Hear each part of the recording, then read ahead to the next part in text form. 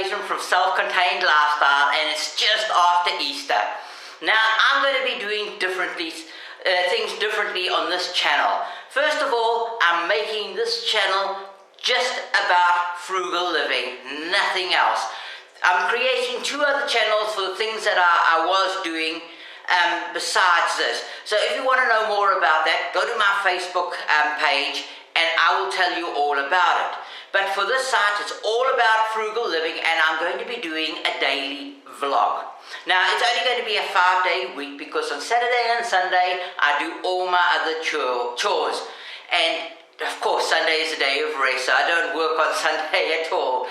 But now I've got a couple of things I want to show you. First, I want to tell you, today I'm going to be working both in my kitchen because I haven't finished the kitchen, and I'm going to be starting outside because now is a planting season, so I've got to get outside and I've got to make things ready. So let me show you first of all how the outside is. I'm going to show you first a little map where I've drawn because I'm going to be creating a food forest. Yes, fruit trees, and it's all going to be based on permaculture principles. And that's very much a sort of experimentation because I don't really know how to do this stuff, but I have read a vast quantity, so it's not a matter of knowledge, it's a matter of experience. And when it comes to permaculture, well, the doors are wide open because there's not a lot of research being done, and so one has to do it themselves. So let me introduce you first to my plan for my food forest. Okay, this is my food forest. Now this area is 55 square meters. Now it's got a little path. It starts over here because this is where the entertainment area is. It's just outside the kitchen door. And the path winds through here. Now it's got 4 main permaculture areas. One is, well, they're all fruit trees.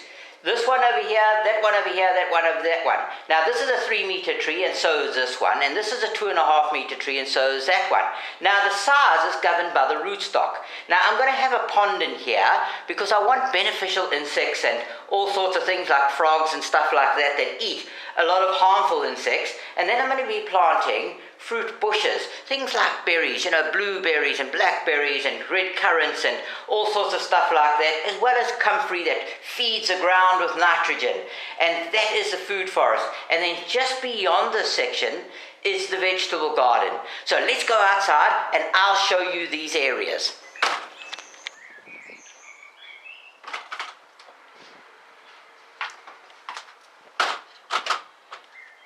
Okay, I'm outside at the moment and I'm in my entertainment area. Now this area is pretty dirty and messy at the moment because I've been working all winter on the inside to get the house ready.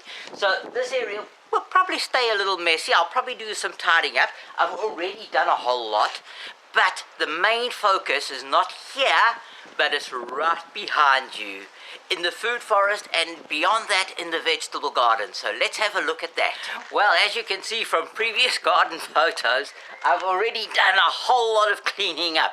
I've already chopped down all these trees over here, and I've chopped them up into tiny little pieces into a pile over there, because that pile is going to be I want to bury it underneath the trees. I looked on the internet and I saw something called Culture, and this is where you dig down and you bury the organic matter like old trees, roots and barks and twigs and everything underneath the garden beds, because then they rot very slowly, and as they break down and decompose, they feed the trees and that with nutrients, and this can happen over a period of 7, 8, 10 years. So that's what that is going to be, and it's going to be quite an exciting project because it's not often done in Britain. But I want to give it a go because when I plant trees, they're going to be there for a very, very long time. They're going to be 25 to 30 years old on the rootstock that I'm going to be buying them. So I want them to have all the nutrients and the best possible chance they can have. Now, I've also still got a lot of clearing up here. I've got all these rockeries to break down. I've got a whole lot of bamboo over here on the one corner that I've really chopped down. I've got to dig that out, and I've got to dig it really deep to get all the rhizomes out because it grows all over the place. And I've got to try and secure this area because this is where the pond is going to be going.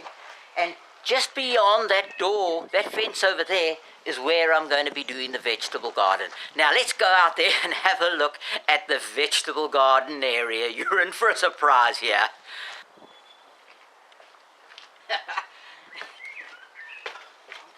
Well, the best thing I can say about this area, it's not a vegetable garden at the moment, it is a carport.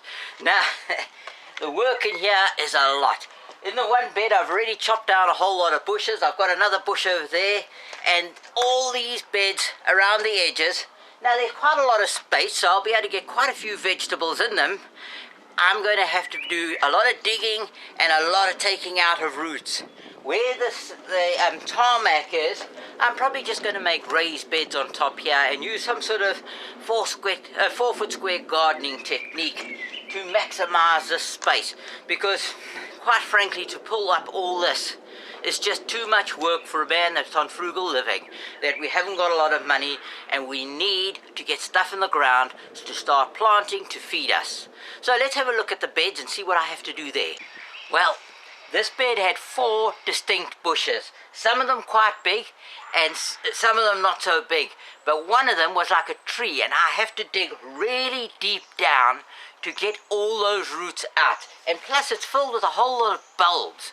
Now I have to dig into those and sift the ground to get the bulbs out, and then maybe put some sort of weed suppressor on here, because these bulbs just keep growing, and they're very, very hard to get rid of. So the best thing is to dig down and get rid of all the bulbs. Only then can I start planting. So let's have a look at now some of the other beds that I've got here and see what I still have to do here. Okay, this bed has just got a lot of rubbish on it. I've got a few plants that are in here, and right at the end I've got a bush as well that I have to dig out and take all the roots out.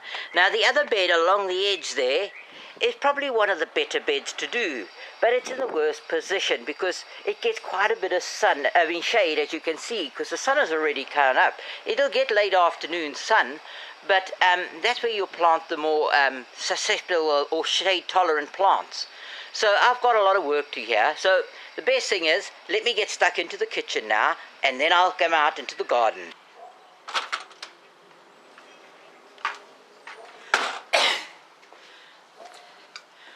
Well, I've finished inside now. Now I'm going to go and do the garden. So I've got to grab a fork, a spade, and an axe to chop the roots, and maybe a pick, and let's go to the garden and let's start digging that bed.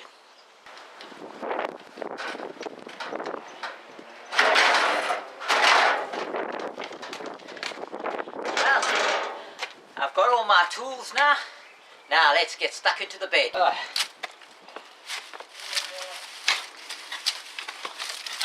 This is absolutely solid.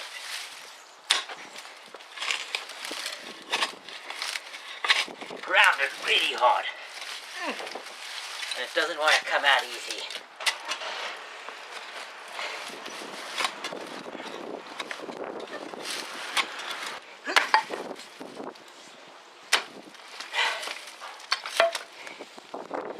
Some of these things are, there's another root that must come out. And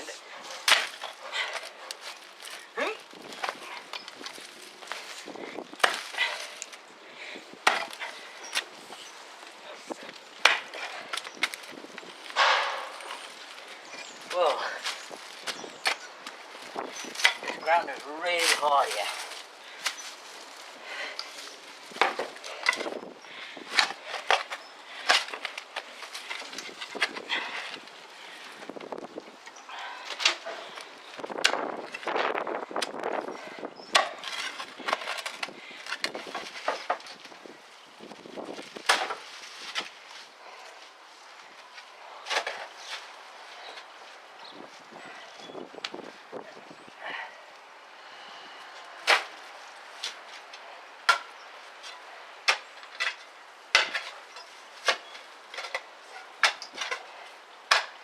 All sorts of things in here. There's bricks and there's roots and there's, look at this, it's a real yard, all the rubble.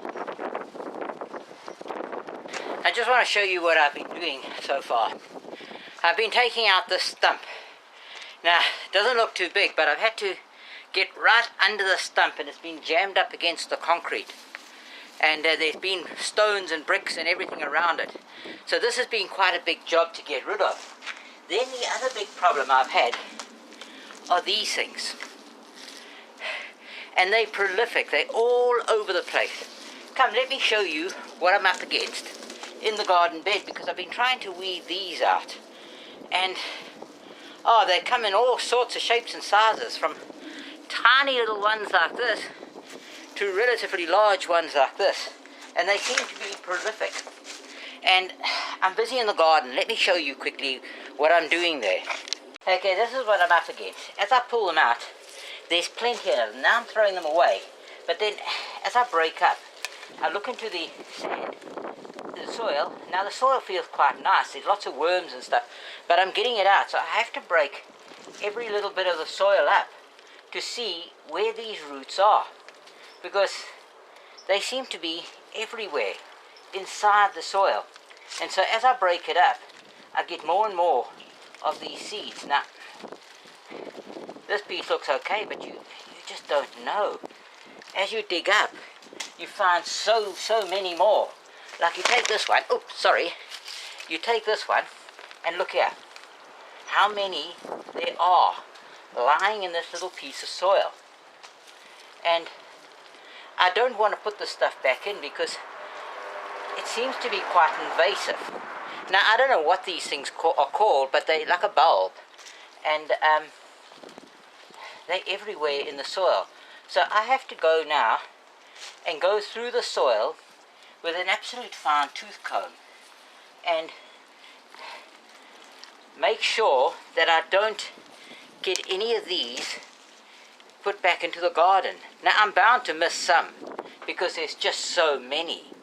And I think I've got a weeding job on my hand for a long time to come. But the more thoroughly I go through it now, I think the better. So I'm quite a job. So things are going really slowly, but that's okay because I'm trying to prepare the soil for, for a vegetable garden. And I think what I'm going to have to do is, once I've got this, because this is pretty nice soil, you see, and you get little ones that haven't even got stems on them, and they're sort of buried in the soil. But once I've got the soil right, I want to then put a weed suppressant and grow vegetables on top of it, and hopefully over many years these things will die out on their own. I don't know. If anybody out there knows anything about these plants, just drop me a note on YouTube and tell me what I can do with these things, because they're really invasive, and I've got a real problem because the garden is actually full of these little bulbs. Okay, well, I'm going to crack on now that you know what I'm up against. And it is really prolific, as you can see. And I've got a whole garden bed to go, so it's going to take me a while. But apart from chopping out the roots, and I've still got quite a few more to go, this is not too bad. This is quite relaxing work. And I'm enjoying the weather outside. Okay then, I'll see you later. Well, it started to belt it down outside. I'm hoping it's not going to last too long. And but in the meantime, I'm going to have a cup of coffee, and we'll see what happens after that. If the rain has stopped and it was just a cloudburst, then I'll get back outside.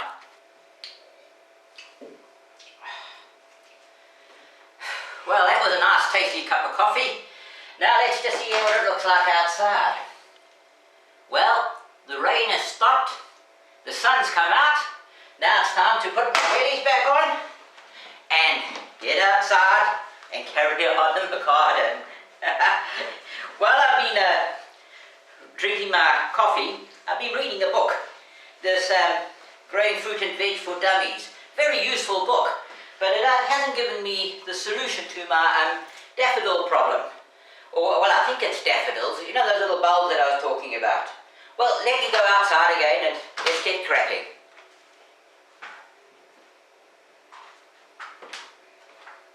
The work is coming along very slowly, but I've got to try and get all these bits and pieces out, because these things are the real problem.